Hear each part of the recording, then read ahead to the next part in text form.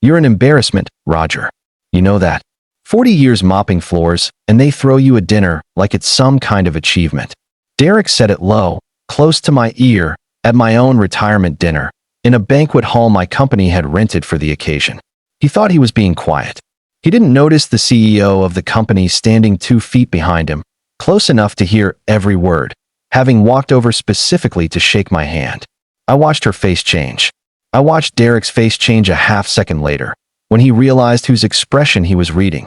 My name is Roger Bennett. I'm 68 years old, and for the past 41 years I worked as a facilities maintenance technician for Coleridge Industries, a mid-sized manufacturing company that made precision components for the aerospace industry. Derek liked to describe my job, whenever he described it at all, as custodial work, said with the particular curl of a man who believes some jobs are beneath comment. What Derek didn't know, what almost nobody outside the company itself knew, was that I hadn't spent 4 decades mopping floors. I'd spent 4 decades keeping a $140 million manufacturing operation running, troubleshooting systems that, if they failed, could shut down production lines building components for commercial and military aircraft. I held 3 patents on maintenance procedures the company still used company-wide. I trained the last 2 generations of facilities engineers who now ran departments I used to personally oversee. None of that mattered to Derek, who'd married my daughter Christine 6 years earlier and who worked in corporate finance for an entirely different, much flashier company downtown, the kind of job that came with a title on a glass door and a habit of describing other people's careers in the flattest possible terms.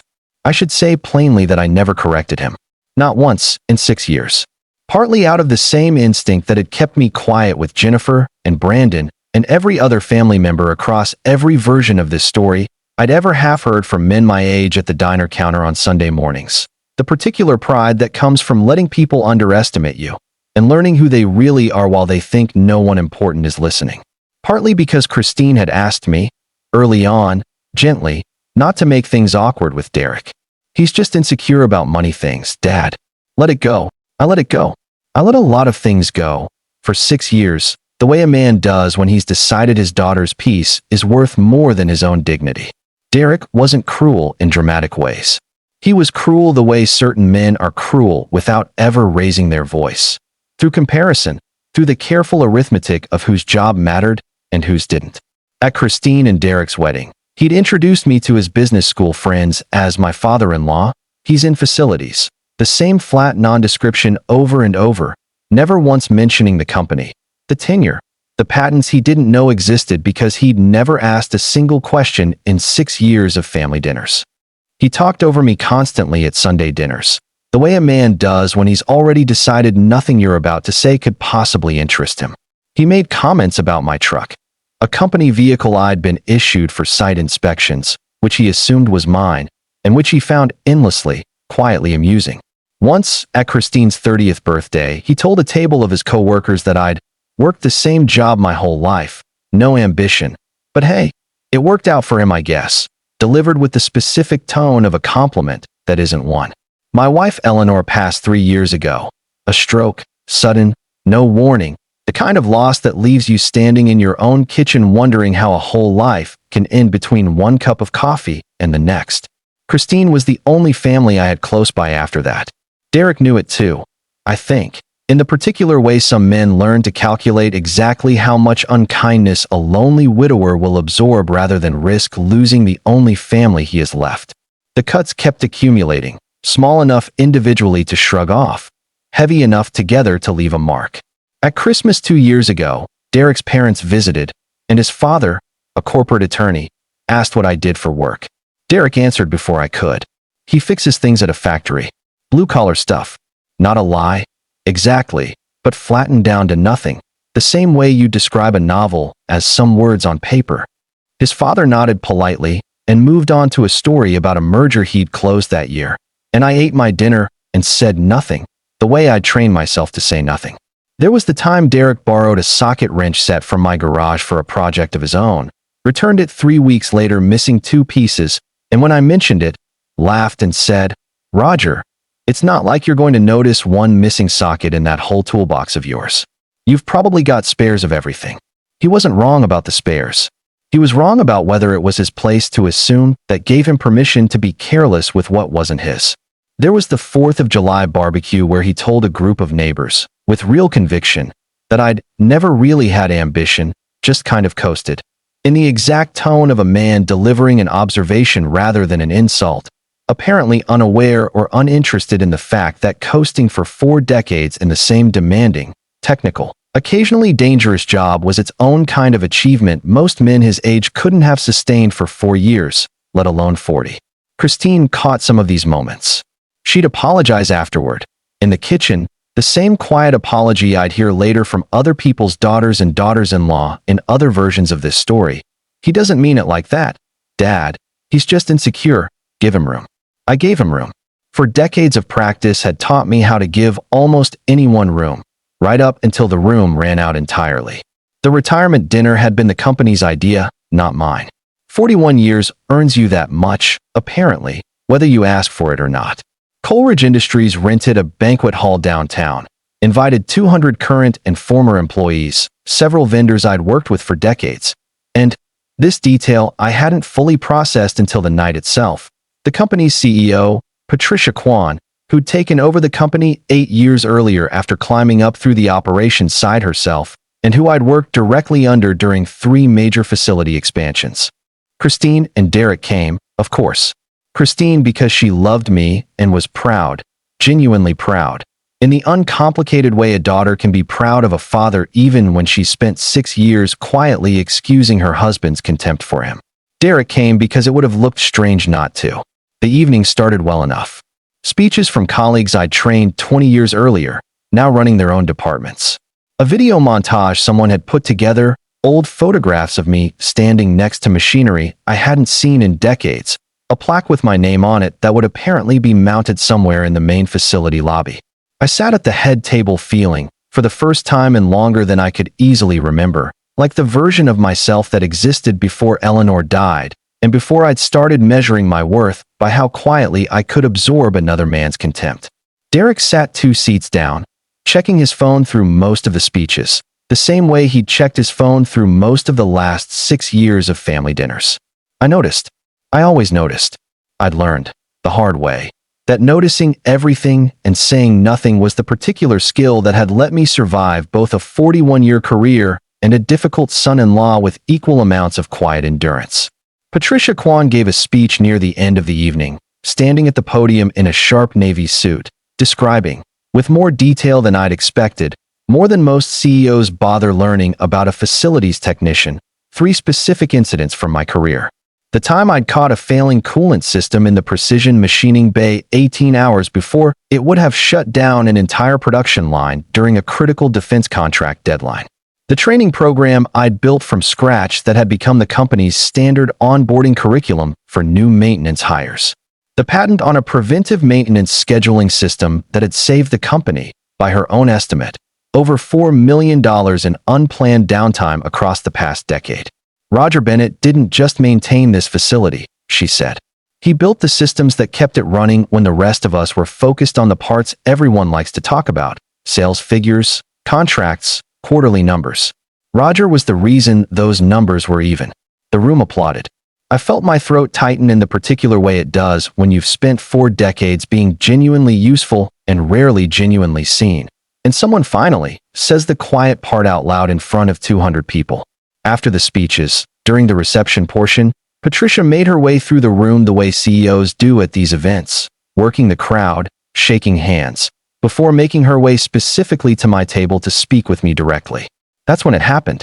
Derek had stepped away from his phone for a moment, standing near me as Patricia approached, and, thinking, I suppose, that the ambient noise of 200 people talking would cover his voice, leaned close to my ear and said it. "You're an embarrassment, Roger.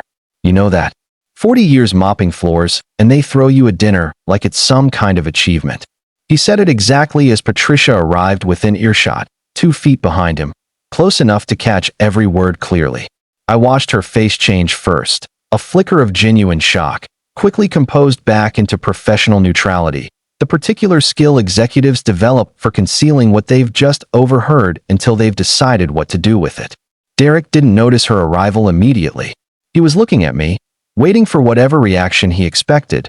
Silence, probably. The same silence I'd given him for 6 years. I gave him silence again. But Patricia didn't. "Derek, is it?" she said. And her voice had gone very calm, very level. The tone I imagined she used in board meetings when someone had said something that required careful, controlled correction rather than an outburst. Derek turned, and I watched the exact moment his face understood what had just happened, the color draining out of it in real time, the particular horror of a man realizing the audience for his cruelty was not who he'd assumed it was. "Mrs. Kwan, I didn't realize you were. I heard what you said." She wasn't loud. She didn't need to be. "I'd like to make sure I understood you correctly. You called 41 years of your father-in-law's work an embarrassment." "That's not. I was just..." Derek's composure, the same easy confidence he'd carried through 6 years of family dinners, had entirely evaporated. "Because I want to make sure you understand what those 41 years actually built," Patricia continued, and now several people nearby had noticed the exchange, conversations quieting around us the particular way rooms do when they sense something is happening. "Your father-in-law holds 3 patents currently in use across this entire company. He personally caught a coolant failure that would have cost us an $11 million defense contract if it had gone undetected another day. He trained roughly 60% of the senior facilities staff currently employed here, including 2 department heads sitting at that table over there." She gestured, and I saw several men I'd trained over the years glance over, clearly having heard at least part of the exchange. Derek had nothing to say. I'd never, in 6 years, seen him without something to say. "I don't know what you do for a living," Patricia said, "but I'd be very curious whether it's produced anything as tangible as what I just described. Because from where I'm standing, the word embarrassment seems to be pointing in the wrong direction tonight." Christine had arrived by then, drawn by the sudden quiet around our table, and I watched her face go through several things at once.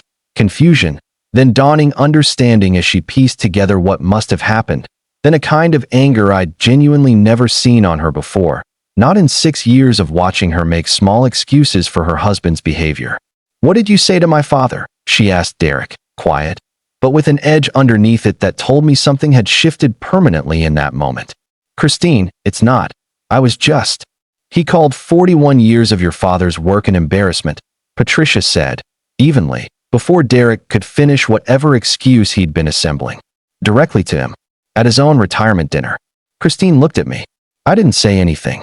I'd learned, over 4 decades of facility crises, that the calmest voice in the room usually has the most authority, and I didn't want to spend that authority on anger, not when the truth was already doing the work for me. "Is that true?" she asked Derek. He didn't answer directly, which was its own answer. Patricia excused herself shortly after, gracious even in the aftermath, saying only, to me, quietly, "Roger, thank you for 41 years. I mean that.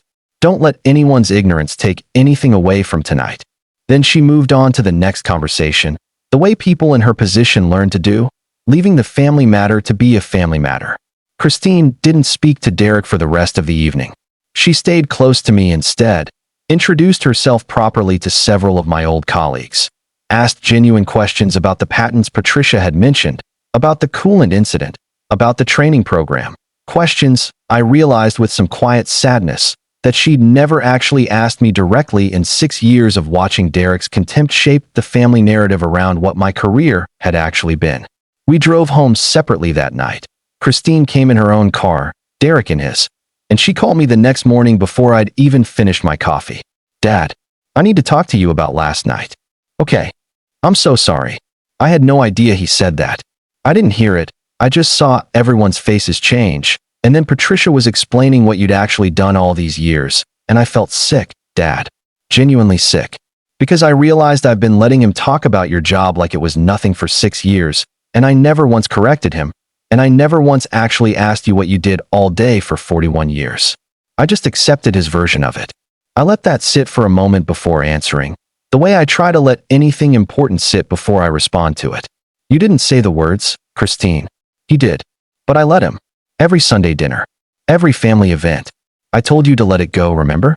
Because he's just insecure about money things. I actually said that to you. Like your career not being flashy enough for him was something you needed to accommodate. You did say that. I agreed. because it was true, and there's no use softening a true thing once it's already sitting on the table between you. She was quiet for a moment. I've been asking myself all night why I never asked more questions. About the actual work. I think it was easier not to know, because if I really understood what you'd built, I'd have had to actually confront Derek's behavior years ago instead of smoothing it over. That was more honest than I'd expected from her, and I told her so. What do you want to do? I asked. About Derek. I don't know yet, she admitted. I'm still angry. I think I need to actually be angry for a while instead of managing everyone's feelings about it the way I usually do. That seems fair, I said. Derek called me 3 days later. I almost let it go to voicemail. Old habit. The same old habit that had let 6 years of small cruelties pass without confrontation, but I answered. Roger, I owe you an apology. You do. He was quiet for a second, clearly having expected either forgiveness or an argument, and getting neither. I've been thinking about it constantly since that night, he said. What I said, and what Patricia said back. I didn't know about the patents. The coolant thing. Any of it. You never asked. I know. Christine's pointed that out about 4 times this week. He exhaled, and I could hear, underneath the discomfort, something that sounded like actual reckoning rather than performance. I think I assumed, because you never talked about your work, that there wasn't much to talk about. That's not fair. I realize that now. Why do you think I never talked about it? I asked, genuinely curious what answer he'd land on. He was quiet for a long moment. Because I never gave you room to. I talked over you at every dinner for 6 years. I made jokes about your truck. I introduced you to my friends, as in facilities like that was the whole sentence. Another pause. I think I needed you to be small, Roger. I don't fully understand why. Maybe because my own father was a lawyer, big firm, big opinions about what kind of work matters, and I absorbed some of that without ever really examining it. That admission, more than the apology itself, told me something had genuinely shifted in him. The particular honesty of a man willing to look at his own ugliness directly rather than explaining it away. I don't expect you to just forgive this because I've had a rough week feeling embarrassed, he continued. I know that's not how it works. I just wanted you to hear that I understand what I did, and I understand it wasn't a one-time thing. It was 6 years of small versions of the same thing, and the retirement dinner just happened to be the one with an audience important enough that I couldn't talk my way past it. I thought about Ryan, and Tyler, and Brandon, and every other version of this conversation I'd heard secondhand from other men my age, in diners and church basements and waiting rooms, over years of quietly comparing notes about being underestimated by the people who were supposed to know better. There was always a version of this exact call. The reckoning that arrives only once an audience makes the private cruelty impossible to explain away. Apologies matter, I told him, but they're not the whole job. The whole job is what happens at the next 6 ordinary Sunday dinners, when there's no CEO standing behind you to overhear anything. I understand. Do you? I'm going to try to, he said, which was, at least, more honest than a guarantee would have been. The months since have been slow, the way real repair usually is. Derek asked me, about a month later, if I'd actually walk him through what the coolant incident had involved. Not performance, I could tell, genuine curiosity, the kind that requires setting your assumptions down first. I spent an evening explaining preventive maintenance scheduling, the actual mechanics of what I'd patented, the difference between reactive maintenance and the kind of systems thinking that prevents an $11 million contract from evaporating over a $2 coolant sensor. He asked good questions. Better questions than I'd expected. Christine has changed too, in her own way. She stopped smoothing things over the moment they became uncomfortable, which I think has been harder for her than it's been for Derek. Honestly, 6 years of managing everyone's feelings is its own kind of habit, and habits like that don't dissolve just because one dinner exposed them. She started asking me questions, real ones, about the years before she was born, what it had been like starting at Coleridge at 27, what Eleanor had thought of the long hours during those early expansion years, whether I'd ever considered leaving for a bigger company with a flashier title. I told her I'd been offered exactly that, twice, in my 30s, and turned it down both times because I liked knowing every machine in that building the way you know the rooms of your own house. And because a bigger title at a company I didn't understand from the ground up had never appealed to me the way mastery of one place had. She'd never asked me that before. 6 years married to a man who reduced my career to a single flat sentence. And somewhere in there, she'd stopped being curious enough to ask the follow-up questions herself. One Sunday, about 2 months after the dinner, Derek asked if he could come by on his own, without Christine, just to talk. I let him in, made coffee, and we sat at my kitchen table, the same table where Eleanor and I had eaten 10,000 ordinary dinners over 39 years of marriage.